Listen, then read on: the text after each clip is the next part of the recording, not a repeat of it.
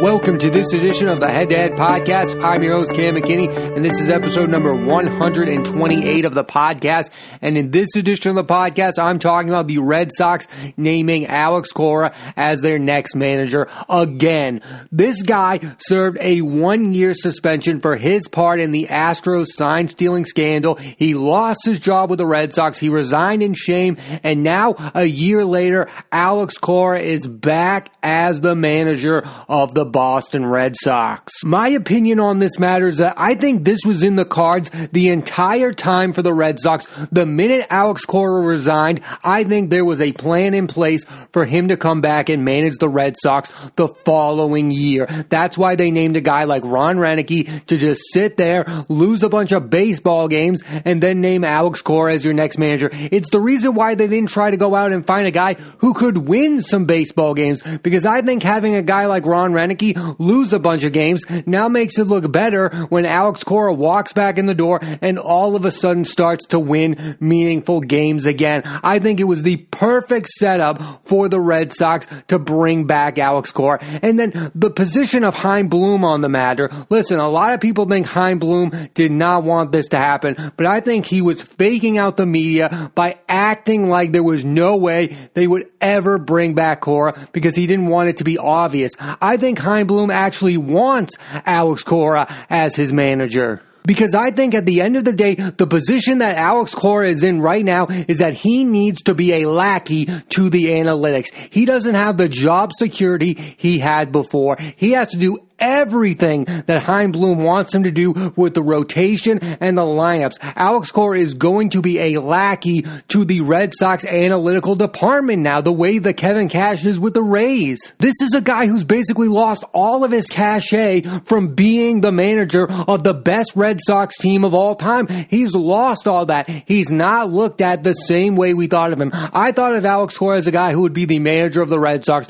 for 10 to 15 years. Now he's on his second stint, and I don't even know if it's going to be more than, say, 5 years. And a lot of people are saying things like the ownership loves him, John Henry loves him, Tom Warner loves him. Listen, I think that's all well and good, and maybe they do, but how much longer is this ownership even going to be the owners of the Red Sox? You have John Henry, who seemingly has more interest in improving his soccer team by bringing in Billy Beane than he does of ever improving the Boston Red Sox to become a consistent organization. Yes, the Red Sox have won a lot of titles over the years, but they have not become a consistent organization, and I think we are at the end of the John Henry era as owner of the Red Sox, not the beginning. So if ownership changes, what does that even mean for Alex Cora? I just don't think this is a long-term fix at the position. I think this is a short-term fix. This was a guy who was once thought of as the long-term manager of the Red Sox, but I think that can no longer be the case.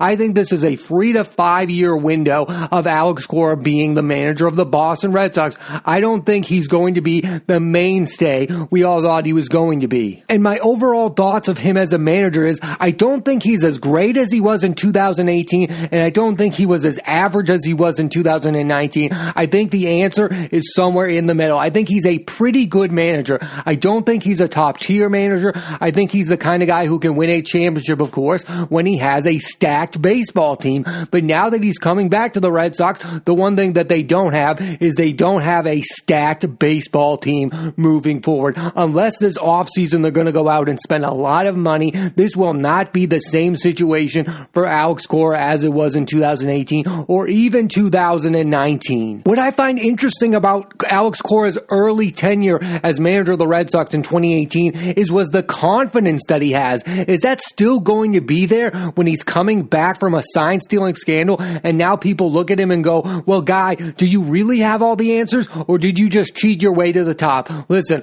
I don't think Alex Cora cheated his way to the top in 2018, but I think there's a lot of members of the media that feel that way. They don't feel the same way about Alex Cora as they did in 2018 and 2019. We thought of this guy as a confident, arrogant manager who had all of the answers, and now we're going to be doubting him every step of the way. When the Red Sox go through a 5-game losing streak, there's going to be articles like, well, looks like Alex Cora lost all of his 2018 magic, and we'll wonder if he even had magic to begin with. And that brings me to a major factor to why I think the Red Sox made this hire. They want to be a relevant franchise, and this is the type of move that gets people interested in them. Yes, you can have all these conversations about Alex Cora. He's become a fascinating figure. Is he a cheater? Is his success all based off of that sign-stealing scandal? The Red Sox love this kind of thing. They absolutely do. It's why they sometimes go out and sign guys,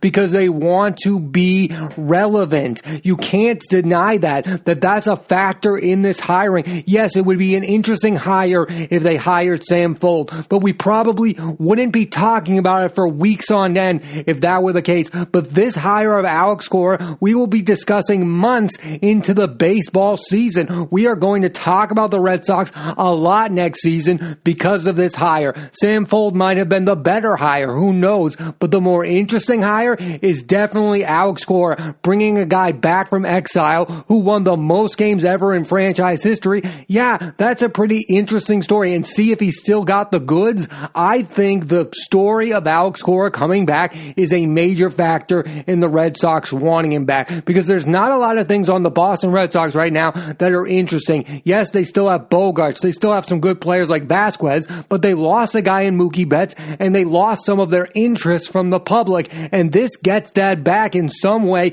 You're going to be interested in the arc of Alex Cora's career moving forward. You can't deny that that's a major factor here. The Red Sox are always competing to be relevant. I think here they're going with the motto of any publicity here is good publicity, and there'll be a lot of publicity about the hiring of Alex Cora back as their manager. There's no doubt about it in my mind. And then there's something that's not being talked about in all of this. How much Alex Cora has benefited from the fact that the Red Sox did not play a 162-game season. They only played a 60-game season. So in my mind, it almost feels like Alex Cora never really even left the Red Sox. I mean, his year-long suspension ended up only being a 60-game season. That is a huge benefit for Alex Cora here. The fact that the Red Sox were really bad in that 60 games, and maybe if there was a 162-game season, they would have, I don't know, maybe stepped up their game a little bit. I think Alex Cora greatly benefited from the fact that this was a shortened season. I think the same thing goes for AJ Hinch. I think those type of guys really benefited from the fact that they didn't miss a full baseball season. That the Red Sox, yes, they saw how bad things were for a 60-game season and were like, let's bring Alex Cora back. Because in my opinion, Ron Renneke would not have made it through a 162-game season, and maybe they would have named an interim manager, and then that guy might have improved their team a little bit, and maybe that guy would become a more legitimate candidate. But for a 60-game season, Ron Renneke managed the whole year. You looked at it and you said, wow, this Red Sox team is awful. We need to get back on track. Let's bring back the guy who won the most games in franchise history. I think Alex Cora really benefited from the shortened baseball season. I think more interesting than the hire itself, what does this mean for the Red Sox this offseason? Is Alex Cora here for a rebuild, or is Chaim Bloom and the Red Sox going to spend some money this offseason? And I think that's the interesting thing here, because if the answer is a rebuild, I don't necessarily think that this is a great hire. Think about the situation that Alex Cora walked into. He walked into a team that had made the postseason a few times. They had young talent like Mookie Betts, Xander Bogaerts. They had an ace pitcher in Chris Sale, and oh, by the way, they were adding JD Martinez. They were on the cusp of winning a championship, and basically, I believe that team would have reacted similar to anybody that wasn't named John Farrell. I think that team hated John Farrell, and whoever was the next manager was going to get the benefit of the doubt. So that was the perfect situation to bring in a guy like Alex Cora, who had no managerial experience before that, and again, his time as the bench coach of the Houston Astros, he won a championship because of a sign-stealing scandal. That was the perfect situation for Alex Cora to walk into. Now, this situation is vastly different. The pitching staff is god-awful on the Boston Red Sox. They're relying on guys like Nathan Eovaldi. Yes, maybe Martin Perez is going to end up being a decent fifth starter in the rotation, but moving forward, you don't know what you're going to get out of Chris Sale, and you don't know know what you're going to get out of your bullpen that was really, really bad last season. Of course, now there's no Mookie Betts. He's already won a World Series with the LA Dodgers. Listen, I get it. Alex Verdugo is a really good young player. It's not the same guy. Alex Verdugo is a nice outfielder. He's not Mookie Betts. This isn't the same offense that the Red Sox had back then. And maybe a guy like JD Martinez is going to bounce back, but I wouldn't bet on it. Maybe I'm wrong and he's walking into another perfect situation because maybe these guys are going to try to prove that they're not as bad as they were last year. Maybe a guy like Xander Bogaerts is going to be sick of losing for that 1 year. Maybe Christian Vasquez is going to continue to improve. Maybe he is walking into the perfect situation. Maybe JD Martinez is going to bounce back. But my question about that is, what does that say about JD Martinez that it takes the hiring of Alex Cora for him to bounce back? I don't think that looks very good on JD Martinez's resume, but that's okay. Maybe he is going to be the same JD Martinez who was one of the best hitters in the American League in 2018. But again, I just don't see that happening. I don't think this is the ideal situation to bring a guy like Alex Cora. I look at Alex Cora the same way I look at a guy like Tyronn Lue in the NBA. He was able to win a championship because he had star players like LeBron, Kevin Love, and Kyrie. Alex Cora was able to win a World Series because he had stars, Chris Sale, Mookie Betts. Craig Kimbrell was even on that pitching staff. Remember that? Yeah, he wasn't very good that postseason, but he still had a guy like Craig Kimbrell. There's no Craig Kimbrell on the Red Sox right now. And a lot of people are saying that this is a move to please those young players. Listen, I think Rafael Devers will hit for any manager that's managing him. I'm not worried about Rafael Devers. There's one young player on this team that I need to bounce back, and that's Andrew Benintendi. This will be a good hire in my mind if Alex Cora can get Andrew Benintendi to be the same guy from 2018, because I think that's an X factor, and that significantly improves that outfield if Andrew Benintendi plays like the star player he's capable of playing of, because then you have Verdugo and then you have Benintendi, and that's a pretty good outfield if both of those players are playing at the top of their game. That could turn the Red Sox into a legitimate baseball team again if Andrew Benintendi plays like a somewhat all-star type player, a guy who finished second in Rookie of the Year. I mean, this guy was on the up and up when Alex Cora was his manager. Now, I don't think he had a great 2019, but he had an awful 2020. So if Alex Cora can get a guy like Andrew Benintendi back on track, I think this is a pretty good hire for the Red Sox. But that's what I care about. I care about him saving the career of a guy like Andrew Benintendi. I don't care if he gets JD Martinez back on track, because again, that's a short fix. This is about the long term of the Red Sox, and the long term of the Red Sox is about guys like Xander Bogaerts, Andrew Benintendi, and Rafael Devers. If all three of those players have great seasons, then the Red Sox have a chance of being a really good baseball team. And last year, only one of them had a really good year, and that was Bogaerts. Rafael Devers was up and down, and Andrew Benintendi was maybe the worst hitter on the team. And then you get into that conversation of developing young pitchers, and that's what it's all about for the Red Sox. They haven't been able to do that since John Lester, Clay Buchholz. I mean, back in 2007, they were rolling with the young pitchers, and they basically haven't developed one since Buchholz. And again, that's really troubling. But I look at these recent teams that have won World Series, and they didn't really develop pitching either.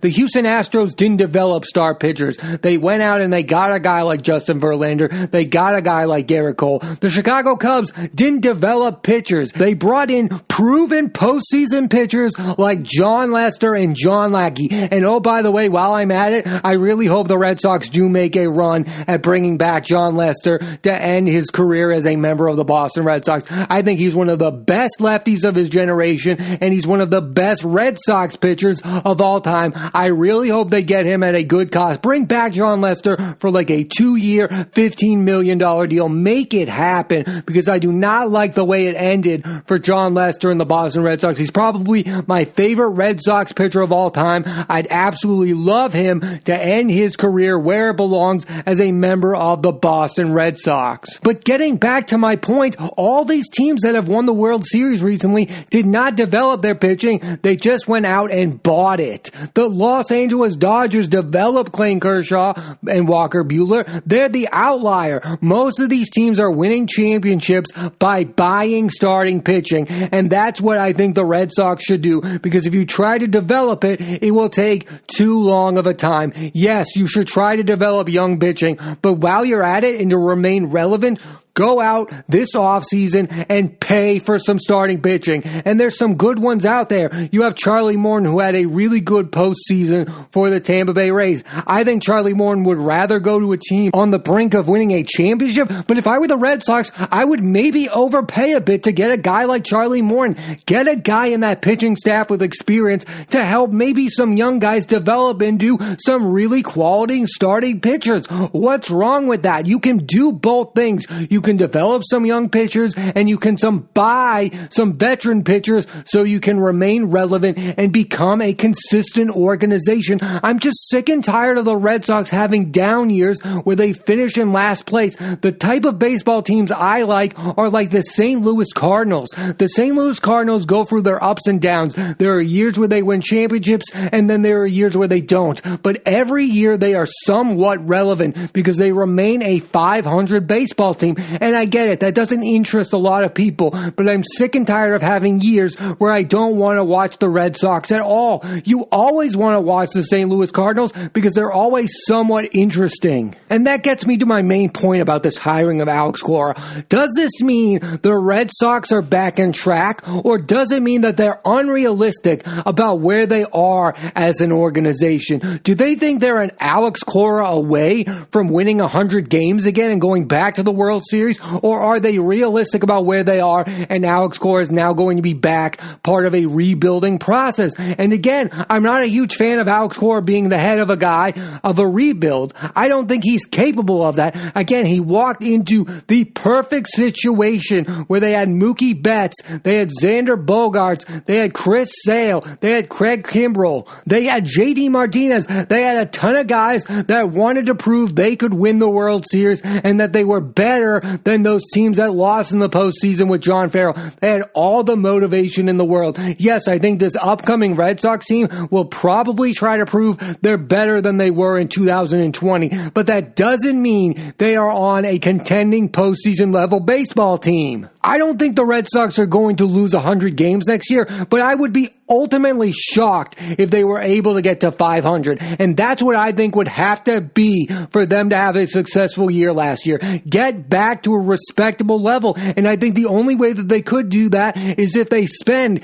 And I just don't see that happening, because I do think they have a plan of a rebuild. But I think if you bring a guy back like Alex Cora, I don't see the point of a rebuild, because I don't think he's capable of being your long-term manager as part of a rebuild. So my thoughts on this hire is that it's a pretty good hire for a 3 to 5 year window. But after that, I think they'll move on from Alex Cora. I don't even know if ownership will be here for the entire tenure of Alex Cora as the manager. It's an okay hire. But I think that the Sam Fuld hire, I would have been maybe happier with that, because it shows me they're in it for the long term. They're in it for the rebuild, and they're in it to become a consistent organization. Yes, it would be stupid of me to say that Sam Fuld is a better manager than Alex Cora is right now, because that's not true. Alex Cora is a better manager. But if there is potential for Sam Fuld to become a better manager and a consistent manager, then listen, I would go with a guy like Sam Fuld over a guy who I already moved on from. You should be moving on from people after you walk away because of a sign stealing scandal. I get it that Alex Cora deserves a second chance. I'm just not so sure that second chance should be with the Red Sox, because we already went there and done that. He won his championship. It was a great old time. I don't think he should be part of a rebuild. I think you're looking in the past when you should be moving forward. And again, I'm just not sure that this move was made for all the right reasons. I think the Red Sox looked around and said, nobody really cares about who we're going to name the next manager. What if we brought this guy who we let go of and now everybody's interested in his career right now? We can remain relevant by naming Alex Cora as their manager. That is a huge part of this. You can't deny that. It's not all about baseball when it comes to the Red Sox naming Alex Cora their manager, because there is actual interest in this guy and his comeback. I think that played a huge part in this hire. Again, if they had named Sam Fold, we would have talked about it for 4 days and then moved on. But with Alex Cora, we'll be talking about it for months, and into the baseball season, people will be interested to see if Alex Cora is really the baseball genius we all thought he was in 2018, or the cheater that was banished from baseball in 2020. So whether or not the Red Sox are good or not, there will be a lot of eyes on Alex Cora and the Boston Red Sox moving forward. Thanks for listening to this edition of the Head Dad Podcast. I'm Cam McKinney. There'll be a new episode of the podcast every Monday on Apple Podcasts and iTunes, so please rate, review, and subscribe.